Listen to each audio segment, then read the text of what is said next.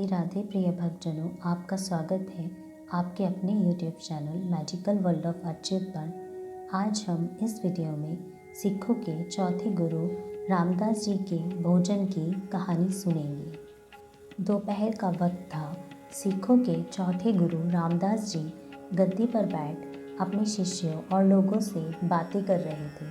तभी एक धनी व्यक्ति आया, हाथ जोड़कर गुरु जी से बोला, गुरुवर, आज दोपहर का भोजन आप मेरे घर चलकर करें। आपके आने से मेरा घर पवित्र हो जाएगा।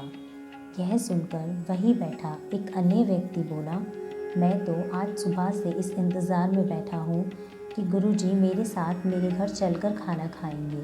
तभी तीसरा व्यक्ति भी बोल पड़ा, मैं तो 2 दिन से इंतज़ार कर रहा हूँ, आज तो गुरुजी मेरे घर ही चलेंगे।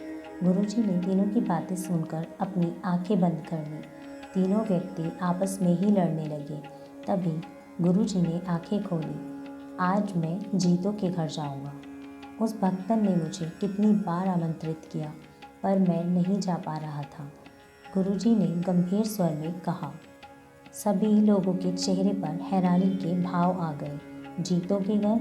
वह गरीब, पुराने, फटे वस्त्रों में लिपटी औरत, जिसके पास खुद खाने के लिए पूरा भोजन नहीं, वह गुरुजी को क्या खिलाएगी? गुरुजी को उसने कब बुलाया? सब सोच रहे थे। गुरुजी, उसने आपको कब बुलाया?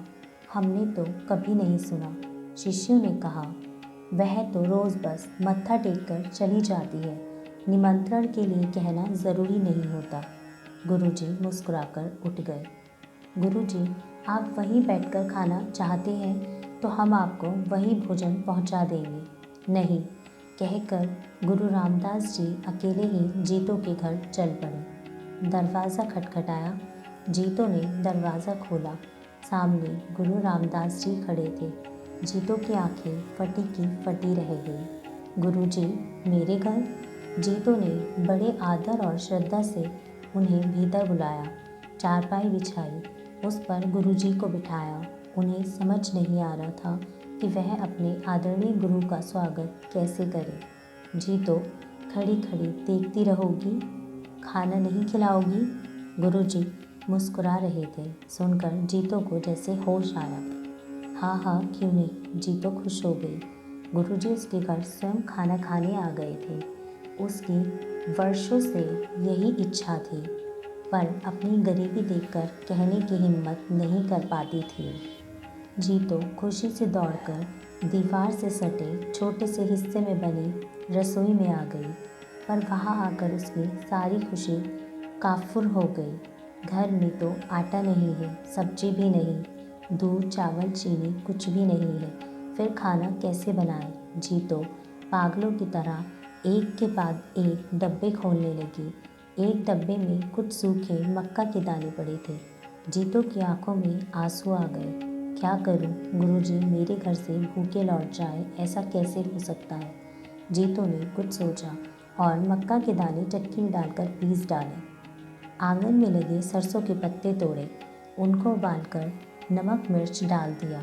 जीतो मक्का के आटे की रोटी बनाती जाती और अपनी किस्मत पर रोती जाती। थोड़ी देर में जीतो ने मक्का की रोटियां और सरसों का साग थाली में परोसा।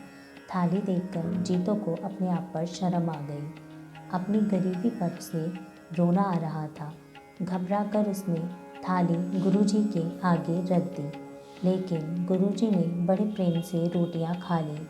खाने के बाद गुरुजी ने आंखें उठाई तो जीतो को रोता पाया, लेकिन गुरुजी के चेहरे पर शांति थी, कोई शिकन नहीं थी। जीतो फपक कर गुरुजी के पाँव पर गिर पड़ी। बोली, गुरुजी, मुझ गरीब के पास आपकी सेवा के लिए और कुछ नहीं है। गुरुजी ने बड़े प्यार से उसे उठाया।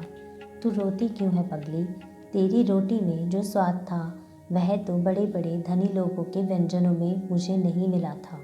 तेरी भक्ति और श्रद्धा के आंसुओं का नमक जो इस रोटी में था, उसका कर्ज तो मैं कभी चुका ही नहीं पाऊंगा। आज के बाद हम पंजाबी परिवारों में मक्का की रोटी और सरसों का साग ही मुख्य भोजन होगा। जो परिवार अपने मेहमान का आदर सत्कार करेगा, वह मक्का की रोटी और सरसों का साग जरूर परोसेगा। तब से पंजाबी परिवारों में मक्का की रोटी और सरसों का साग मुख्य भोजन माना जाने लगा। राधे राधे।